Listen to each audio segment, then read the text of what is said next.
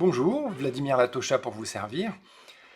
Est-ce qu'il vous arrive, tout comme moi, d'avoir l'impression que certaines journées sont difficiles, qu'on rame contre le courant, qu'on marche contre le vent, que tout est trop lourd, etc.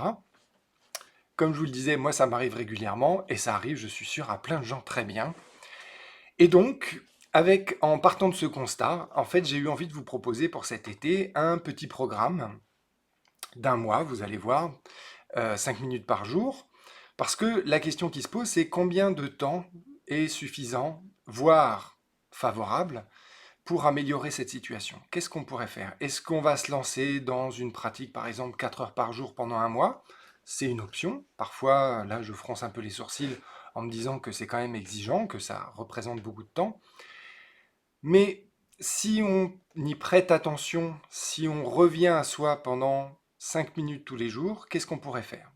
Alors, je pressens qu'en fait, on pourrait faire des choses très intéressantes et vous allez voir que si on imagine par exemple que ce qui est difficile, c'est un peu comme si c'était un volume gonflé d'air, bah, il suffit d'un petit trou pour que le volume se dégonfle. Et donc, qu'est-ce qu'on pourrait faire, nous, 5 minutes tous les jours, pour favoriser ce retour à une situation où justement on est beaucoup plus à l'aise et où on a encouragé, en fait, on a donné euh, plus de substance et de force à la partie de nous-mêmes qui cherche l'aisance, le plaisir, la facilité, etc. Mon intention en vous proposant ce programme, c'est bien évidemment que ça vous fasse le plus grand bien, et je ferai de mon mieux, en fait, en combinant des expériences personnelles et puis les vôtres, vos retours, pour que nous trouvions tous ensemble des chemins pour que ça aille de mieux en mieux. Donc pour ça, on va utiliser des choses qui viennent, je vous l'ai dit, de Feldenkrais et puis d'autres techniques corporelles que j'ai apprises ici ou là. Et je vous propose en fait une première expérience pour donner une idée du genre de choses que l'on va faire. Si je vous pose la question suivante, vous allez voir que déjà certaines choses changent.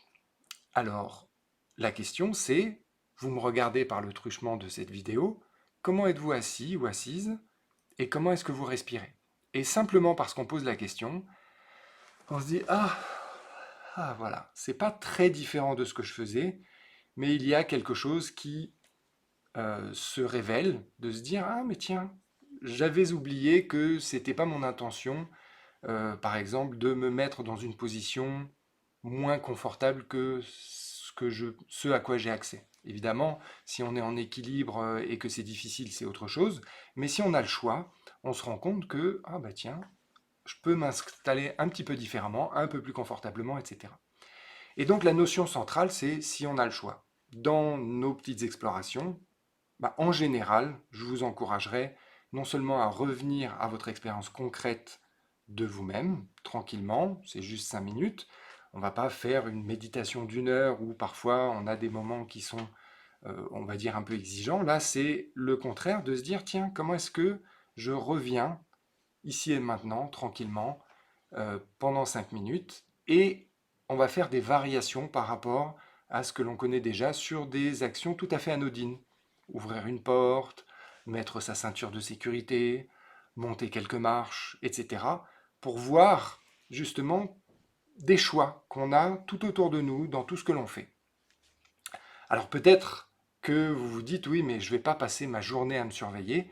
Eh bien non, effectivement, quelque chose qui va beaucoup me préoccuper et j'espère qu'on va pouvoir en discuter, c'est comment est-ce qu'on fait pour passer, on va dire, d'une ambition de surveillance, de perfection, etc., qui en général nous parasite, nous gêne, rend notre vie difficile parce qu'on est tout le temps en train de se dire qu'on n'est pas assez bien. Donc ça, c'est parfois un endroit où on se retrouve un petit peu enfermé, on va dire, ou trop attiré.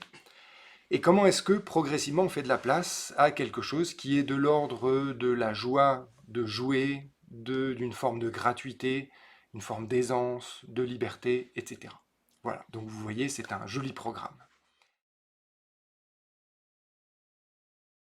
En pratique, eh bien, c'est simple, c'est très simple. Il suffit de laisser votre adresse électronique donc dans le formulaire qui se trouve juste à côté de cette vidéo. Alors je ne suis pas sûr, est-ce que c'est en haut ou en bas? Là c'est une toute petite enquête pour trouver où cliquer. Et ensuite donc je vous invite à laisser votre adresse électronique, c'est gratuit.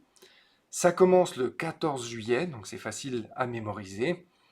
Je vous encourage à inviter des amis, plus on est de fous, plus on rit, et puis vous pourrez échanger entre vous pour se dire, tiens, voilà, quand j'ai fait ça, ça m'a fait ça. Et parfois, en échangeant nos sensations, eh bien, ça met en lumière des choses qu'on n'avait pas remarquées. Et puis en plus, je crois que c'est bien agréable. Et voilà, vous êtes prêts et prêtes. Je vous donne rendez-vous donc le 14 juillet pour le premier enregistrement. Ça sera en général de l'audio, sauf de temps en temps un petit bonus vidéo. Et puis, continuons par mail. Nous allons discuter. J'espère qu'on s'amusera beaucoup et que nous serons frais et dispo au milieu du mois d'août. À très bientôt.